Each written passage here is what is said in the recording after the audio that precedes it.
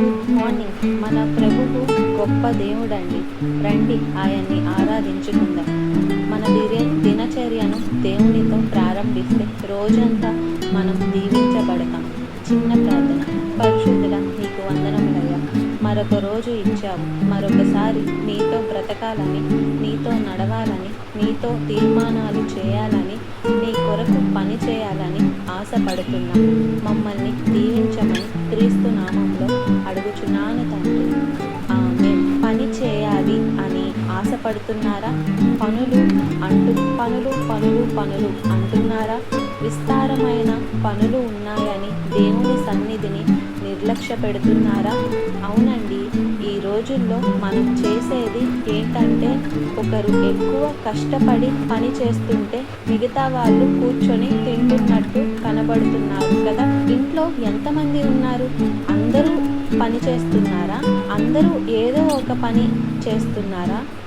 అంటే బయట ఉద్యోగం చేస్తున్నామని ఇంట్లో పనులు చేయలేకపోతే ఇంటి ఇల్లాలకు ఇంటి పని ఎక్కువైపోతుంది కదా.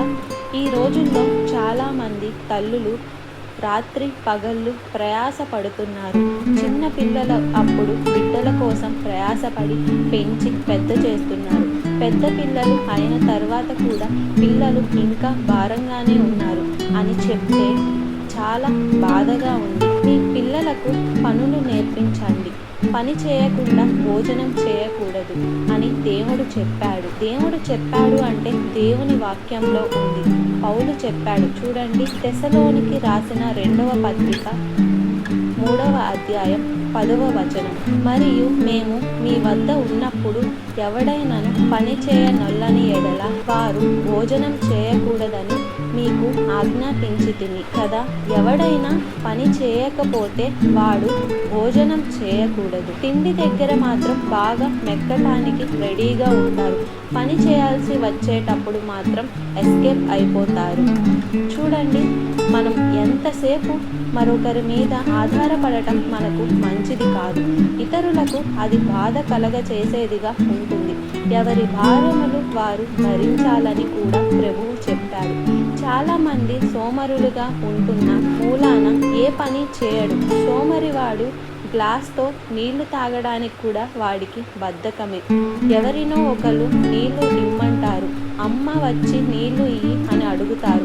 తాగిన గ్లాస్ తీసుకెళ్ళి మళ్ళీ అక్కడ పెట్టవలసిన చోట పెట్టడు. అది కూడా మళ్ళీ అమ్మే తీసి పెట్టాలంటాడు. అలా ఉందా మీ ఇంట్లో పరిస్థితి? చిన్నప్పటి నుంచి మీ బిడ్డలకు నేర్పించండి. ఎవరి ప్లేట్ వాళ్ళు కడుక్కోవాలి, ఎవరి గ్లాస్ వారు కడుక్కోవాలి, ఎవరి పనులు వారు చేసుకోవాలి, ఎవరి బట్టలు వారు మడత పెట్టుకోవాలి. పొద్దున్నే లేచినట్లే దుప్పట్లని అలా పడేస్తారు. మరి ఏ తల్లిలో మరి వాటన్నిటిని దులిపి మడతలు పెట్టుకోవాల్సి వస్తుంది. చిన్న చిన్న విషయాల్లో ఇంటిలో కష్టపడి లేచి వాడు వీధుల్లోకి వెళ్తే ఏం కష్టపడతాడు? ఆఫీసుల్లో కష్టపడుతున్నామని చెప్పి ఇంట్లో ఆఫీస్లో 90% సాఫ్ట్వేర్ జాబ్సే కదా వెళ్తారు. ఏసీ రూమ్లో కూర్చుంటారు. గంటలు కంప్యూటర్ల ముందు కూర్చుంటారు. మీ శరీర అవయవాలకు కదలికలు లేవు. దేవుడు ఎంత చక్కగా మనల్ని నిర్మించారు అంటే, మన అవయవాలన్నీ ఎంతగా మూవ్ అవుతుంటే అంత ఆరోగ్యంగా మనం ఉంటాం. అంత చక్కగా ఫ్లెక్సిబిలిటీ ఇచ్చాడు. ఎక్కడికక్కడ మనకి ఎముకలు నరాలు చక్కగా స్మూత్గా లూబ్రికేషన్ చేసి ఆ యొక్క కీళ్ళలో ఎక్కడ నొప్పి లేకుండా కిర్రమని చప్పుడు లేకుండా నీ పనులు నువ్వు చేసుకో. నువ్వు ఆరోగ్యంగా ఉంటావు. నీ ఎముకలకు సత్తు ఉంటుంది. నీ డైజెస్టివ్ సిస్టమ్ బాగుంటుంది. నీ బ్రెయిన్ బాగా వర్క్ చేస్తుంది. పని చేయని వాడు భోజనం చేయకూడదు. పని చేయనోడు ఏం చేస్తాడు చెప్పండి?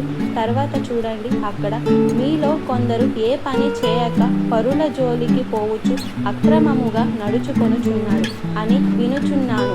ఏ పని లేనోడు ఏం చేస్తాడండి? మన తెలుగులో సామెత ఉంది, ఏ పని లేనోడు పిల్లి తల గొరిగాడంట. ఆ పని లేని మంగళోడు పిల్లి తల గొరిగాడంట. అవసరమైన పద్ధతి పొరల జోలికి పోతారు. పని లేనోళ్ళు వీళ్ళేనండి. ఈ యొక్క ఎక్కువ మాటలు వ్యర్థమైన మాటలు మాట్లాడేవారు, ఎక్కువ అవసరమైన అనవసరమైన పుకారులు పుట్టించేవారు. వారి ఊహగా నిజమైనట్టుగా ఇవాళ సోషల్ మీడియా వచ్చిన తర్వాత ఆ సోషల్ మీడియాలో ఈ పిచ్చివన్నీ పెట్టే వాళ్ళందరూ ఎవరో తెలుసా అండి? పని లేనోళ్ళే. వాళ్ళని చూసి మళ్ళీ కామెంట్స్ పెడుతూ కూర్చునే వాళ్ళు ఇంకో పని లేని వాళ్ళు. నీ పని నీకు ఉన్నప్పుడు వాటిని గురించి పట్టించుకోవడానికి మీకు టైం ఎక్కడ ఉంది? నువ్వు స్టూడెంట్ అయితే నీ చదువు మీద కాన్సన్ట్రేట్ చేయి. నువ్వు ఉద్యోగస్తుడివి అయితే నీ ఉద్యోగం మీద కాన్సన్ట్రేషన్ చేయి. నువ్వు ఒక గృహిణివి అయితే నీ ఇంటి పనులు చేసుకో. నీవు ఒక యజమానివి అయితే నీకు అప్పు చెప్పిన భారాలు నీవు ఇంటిని సంరక్షించుకోవాలి, నీ బిడ్డలను సంరక్షించుకోవాలి. నీ పని నువ్వు చేయి. ఇవాళ తల్లిదండ్రులు బిడ్డలను పట్టించుకోని పరిస్థితుల్లో ఉండటం, బిడ్డలు చదువుకోమంటే ఆ యొక్క వీడియో గేమ్స్ పెట్టుకొని ఆడుకుంటూ కూర్చోవడం, దానివల్లనే వివాహ వ్యవస్థ, బిడ్డల భవిష్యత్తు పాడైపోతుంది. పని చేసేవాడు యేసు ప్రభువు ఈ లోకంలోనికి వచ్చినప్పుడు మనకు చూపించాడు. ఆయన పని చేశాడు. మనుష్య కుమారుడు పరిచర్య చేయించుకొనుటకు రాలేదు, కానీ పరిచర్య చేయుటకే వచ్చానని శిష్యుల పాదాలు కడిగాడు. కాలి నడకన నడిచాడు. మైక్ సౌండ్ పియర్ సిస్టమ్ ఏమీ లేకపోయినా ఆయన గంటల తరబడి బోధించారు. ఏ పని చేసినా మేలు కలుగుతుందో, కానీ ఊరక కూర్చున్నవాడు నష్టపోతాడు. చిన్నప్పటి నుంచి బిడ్డలు కష్టపడితే పెద్దవారు అయినప్పుడు వారు గొప్పవారు అవుతారు. కష్టపడకుండా ఎవడు ఉన్నత స్థితికి చేరలేరు. ఎంతసేపు నువ్వు ఇతరుల మీద ఆధారపడతావు అంటే ఏదో ఒక సమయంలో నీ ఆధారం తొలగిపోయినప్పుడు నువ్వు బోర్లా పడాల్సి వస్తుందంటే నీకు ఎటువంటి గతి లేని స్థితిలోనికి వెళ్ళిపోతావు. ముఖ్యంగా దేవుని బిడ్డలైన వారు దేవుని పని చేయటం నేర్చుకోవాలి.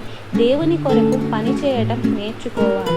మనస్సాక్షిని కాపాడుకుంటూ ప్రభువు పనిలో ముందుకు సాగటం, చేతులతో కష్టపడి తన జీవనాన్ని సంపాదించుకోవడం ఎంతో అవసరం. కనీసం నీ తిండి ఖర్చులు నువ్వు సంపాదించుకోవాలి కదా. ఏంటండి, నీవు కష్టపడి ఇంకా ఉద్యోగం దొరకలేదండి, 3 సంవత్సరాల నుంచి ఇంట్లో కూర్చున్నానండి అని కొంతమంది బీటెక్లు ఎంటెక్లు ముగించి ఉద్యోగం దొరకలేదండి, మరి ఏం చేస్తున్నావంటే ఇంట్లో ఉన్నాను, ఊరకనే ఉన్నాను అంటుంటే నాకు చాలా బాధ కలుగుతుంది. ఊరకనే ఉండొద్దండి. ఉద్యోగం కావాలంటే ప్రభువుని అడగండి. ఉద్యోగం దొరికి వరకు మరో పని చేయండి. ఒక చిన్న పని చేయండి, పర్వాలేదు.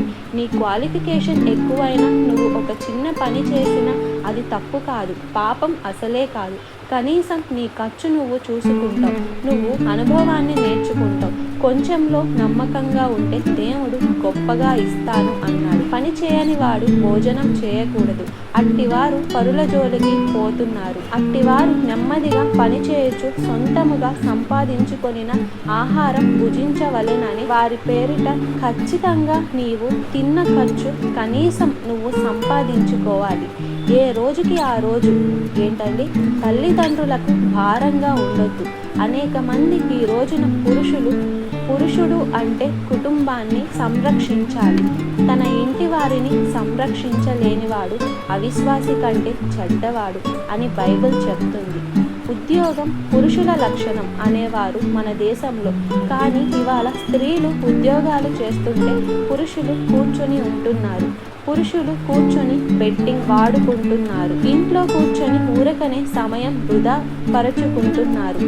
ఆ ఇల్లాలు అక్కడ ఉద్యోగంలో కష్టపడి వచ్చి మళ్ళీ ఇల్లు చక్కబెట్టుకుని మళ్ళీ వంట వార్పు తనే చేసి నలిగిపోతూ ఉండటం చూసి కూడా చలనం లేని వారిగా ఉన్న పురుషులు ఎందరో మన భారతదేశంలో, మరి ఇతర దేశాల్లో కూడా ఉన్నారు అని చెప్పడానికి ఏ సందేహం లేదు.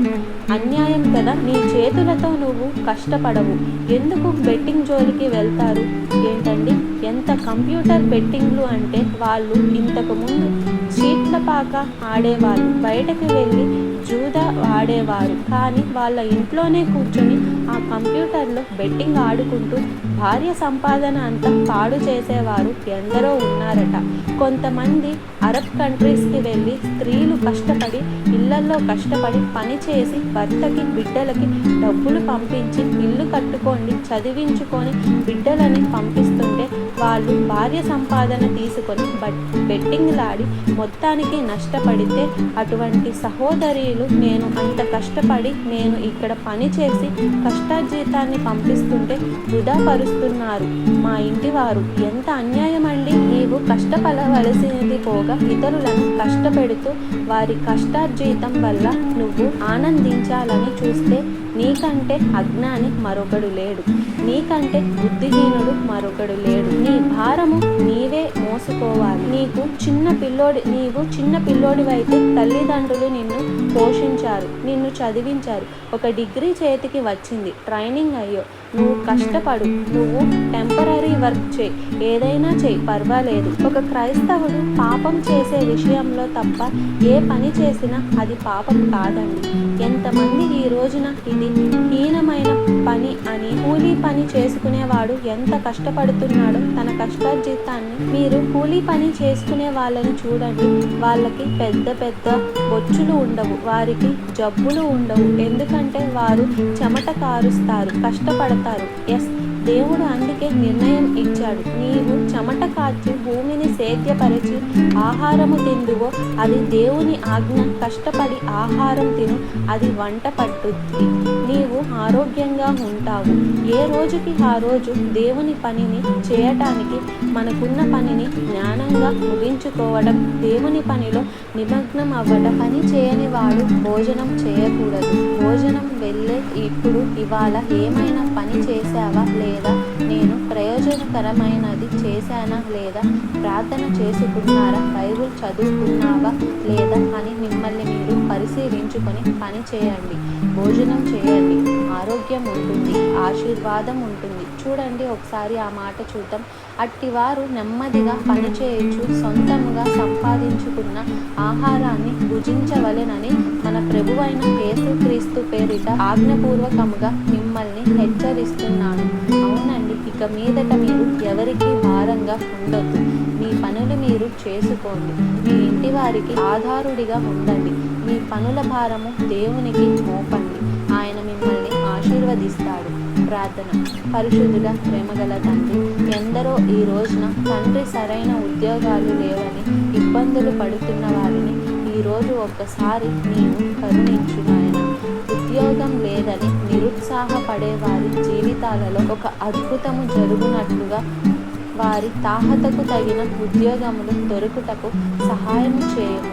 ఉద్యోగము లేదని ఏ పని చేయనొల్లని వారిగా మిగిలిపోక ఏదో ఒక పని చేస్తూ తనను తాను పోషించుకుంటూ ఇతరులను పోషించే స్థాయికి ఎవరికి భారముగా ఉండకుండా మా భారములు మేము భరిస్తూ విశ్వాస జీవితమును కాపాడుకునే కృపను మాకు అనుగ్రహించుమని క్రీస్తు నామములో అడుగుచున్నాను తండ్రి.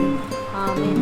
మన తండ్రి అయిన దేవుని యొక్క ప్రేమయు, కుమారుడైన క్రీస్తు యొక్క కృపయు, ఆదరణకర్త అయిన పరిశుద్ధాత్మ యొక్క సహవాసము కూడి వచ్చిన మనందరికీ ఇప్పుడును సదాకాలము తోడై ఉండును గాక. ఆమేన్.